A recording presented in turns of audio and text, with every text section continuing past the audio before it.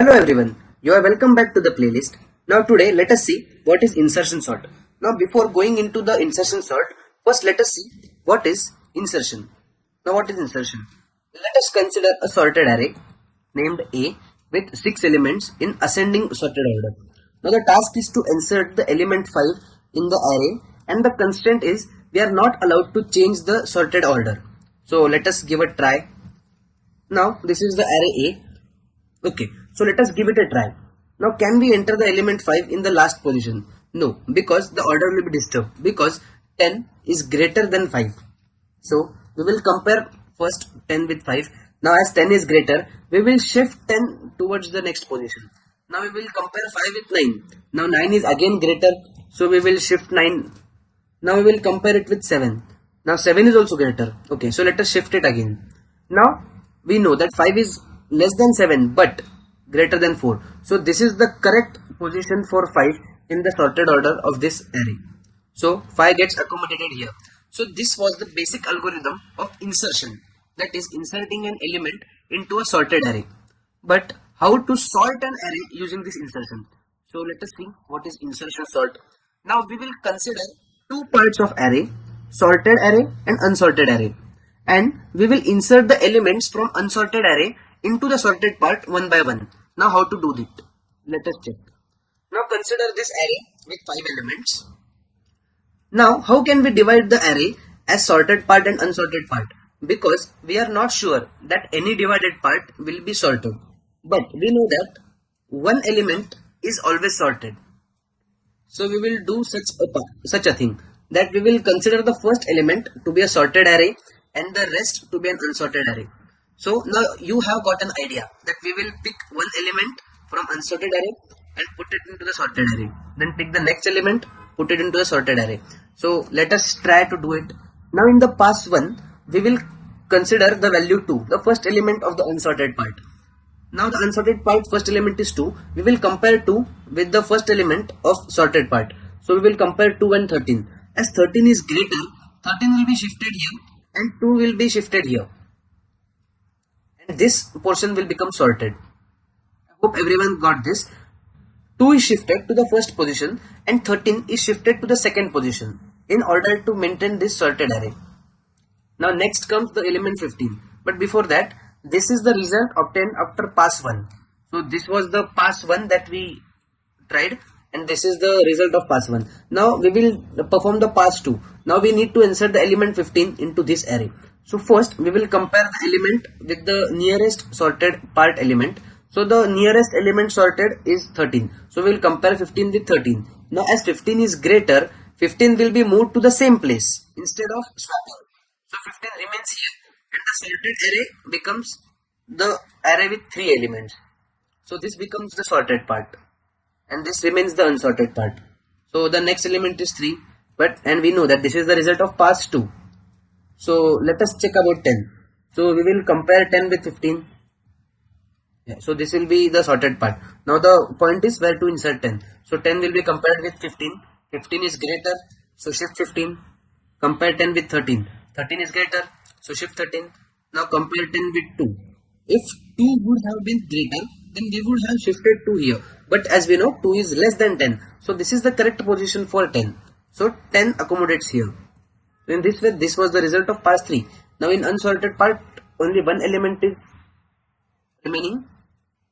Okay, so in the unsorted part, only one element is remaining. So we need to insert it in the sorted part. So let us check how we will insert it. So this becomes the sorted part when the element 9 is inserted. Now where to insert the element 9? We will compare 9 with 15. Now 15 is greater, so we need to shift that. We will compare 9 with 13. 13 is greater, so we need to shift that. We will compare it with 10.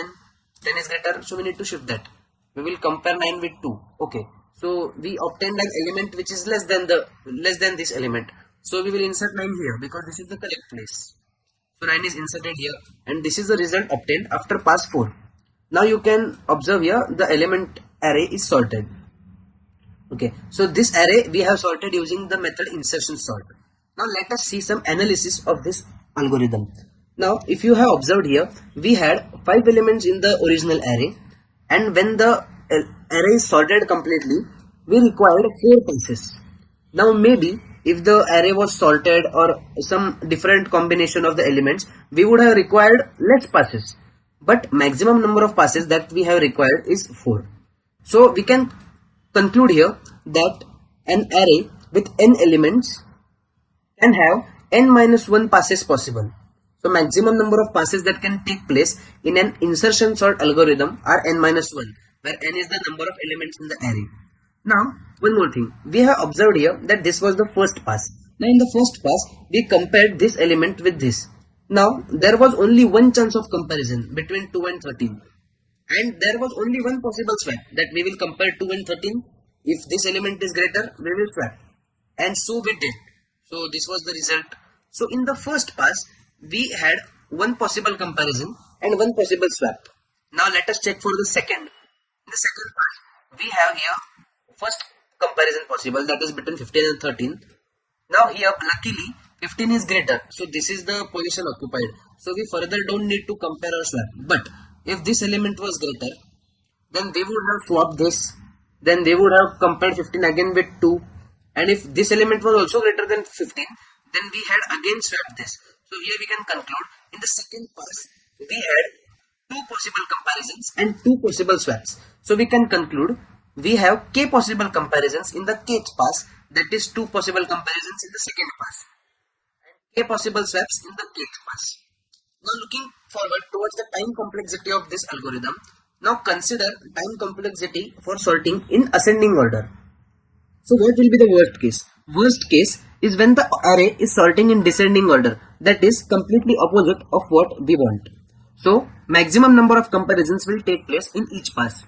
Now we have seen that in kth pass, maximum number of comparisons are k, and the maximum number of passes that are possible are n minus 1. So here total comparisons become one comparison in first pass, two comparisons in second pass, three comparisons in third pass, and so on up till n minus 1 comparisons in the n minus 1th pass, because the number of passes at max can be n minus 1. So the sum adds up to n into n minus 1 divided by 2. So this is equivalent to big O of n square. And now consider the best case, when array is sorted in ascending order, that is as we want the result. So only one comparison will take place in each pass. So one comparison in first pass, one in second, one in third, and so on. And we have to add one n minus 1 times, because maximum number of passes possible are n minus 1. So this adds up to n minus 1. So the time complexity in the best case is big O of n. Now if we were considering the sorting in descending order, then this would become this descending order would become the best case, and ascending order would become the worst case. So in any ways, worst case time complexity is big O of n square, and best case time complexity is big O of n. So this was all about the theoretical concept of insertion sort algorithm. Now let us apply this in VS Code. So let us first declare an integer array. We will take the same elements 13, 2,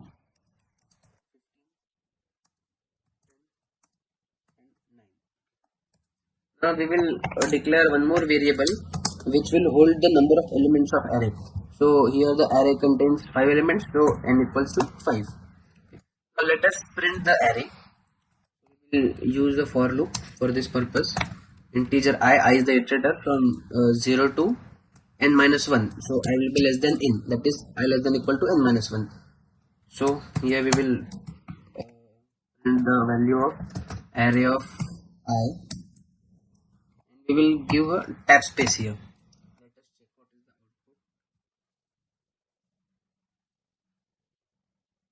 output. The output is printed properly. Now let us go forward for insertion sort. Now the algorithm that we will follow is, let us see the algorithm what we will follow. This is the array that we have. Now according to our algorithm, we will first divide the array in two parts, that is the sorted part, the sorted part, unsorted part here. This is the unsorted part, this is the sorted part. Now we will consider the first element from the unsorted part, compare it with the element of the sorted part. If the sorted part is greater, we will move the sorted part to the right, and when we encounter an element which is less than this element, we will stop and we will insert this element at that place. So here in the first pass, during the pass 1, 2 will be compared with 13, and then 13 is greater than 2, so 13 will be shifted to right, and there is no element further, so 2 will be placed here. Output here will be, so we will have 2 here and 13 will be here, right? This will be the position after the pass 1. This will be sorted part and this will be the unsorted part. This will be the sorted part and this will be the unsorted part. Now again we will consider the element 15. Now we will keep on comparing it with the sorted part. Now first we will compare it with 13. Now 13 is smaller than 15, so we will stop. But if here we have 17, then we will shift 17 to this place. So we are concerned about the element 15. Now we will compare the element 15 with 17. Now 17 is greater, so we will shift 17 here. We will compare 15 with 2. Now 2 is small, so we will place 15 here. Right. But here now we don't have the element 17 here. We have the element 13, which is smaller than 15. So eventually this is the new position obtained. Or else we will do one thing. We will paste it again.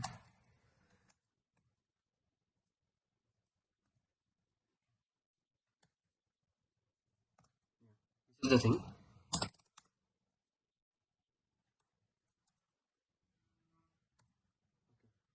Now again here we will consider the element 10. Now we are considering the value 10. We will compare 10 with 15. Now 15 is greater, so we will shift 15 to this place. Okay. Now we will compare 10 with 13. 13 is greater, so we will shift 13 to the next place. We will compare 10 with 2. Okay, now 2 is smaller than 2, so we have encountered an element which is less than the key value. Key value is the element that we are comparing, so it is less than the key value. So we will place key here. So 10 comes here. So this is what the algorithm we are going to follow. And again, and this is the situation, 9 is compared to 15, 15 will be shifted, then 13 will be shifted, then 10 will be shifted, then 2 is smaller, so 9 will be placed at this place. So this is what we are going to follow. So now let us declare 2 more variables, that is key, that is the element that we are going to sort, that we are going to consider for comparison. So here we have an array 13, 15, 10, 9, and suppose this is the condition, that is the first pass, and also we require one more element, one more variable, that is j. Now here we will do one thing, we will use a for loop here for iterating in the unsorted region. So int I, which will be the greatest value will be n minus 1, so I less than n. Now here one change, the unsorted area is starting from the index 1, so here I will be start from 1. Okay, now what is j? Now j is the prior element to the current element. Now the current element is 2, so the prior element will be 13, so j equals to I minus 1, and key is the current element, so current element index is I, so the current element will be array of I. So now for comparisons we will use a while loop. Now what will be the condition of while loop? So we will write we will write condition such that whenever we encounter a smaller element in the sorted part, stop the while loop. So here we will write the condition when array of j refers to the previous part. So when array of j is greater than the key value, then stop, and also stop when the value of j is 0. So we require j greater than equal to 0, because array of minus 1 is nothing C++. So this is the condition that we are using. Now inside the while loop, we need to swap the elements until we encounter a smaller element. We will be swapping the left element to the right side. So array of j plus 1, that is I, because I equals to because j equals to I minus 1. So eventually j plus 1 is I. But for maintaining the algorithm, we are writing it here. Array of j plus 1 equals to array of j. Array of j plus 1 here in the first pass is this element, array of j plus 1, and array of j is this. So we are assigning this position the value of previous position. So we will be shifting the elements towards right until we encounter a smaller element or the array ends, that is j becomes equal to 0. So we will stop at that position. And we will decrement j, because j is again the iterator. And when we encounter a smaller element or the array ends, we need to place the key at that value, at that position. So after the while loop is ended, we will do array of j plus 1 equals to key. So the value of key will be stored at the position j plus 1. So let us try to print the output. I will copy the print statement from here, print array from here, and just add a endl here. For more convenient output, I will add an endl statement here. Okay, so let us check the output. Okay, so you can see the array is sorted in ascending order: 2, 9, 10, 13, 15. Now what if we need to sort the elements in descending order? We need to give just a small change. We will make array of I less than key. Let us check the output. Okay, now you can see here 15, 13, 10, 9, 2. Now try to find out why this only one change made the array in descending sorted order. So this was all about the insertion sort algorithm. I hope you like the video. Thank you.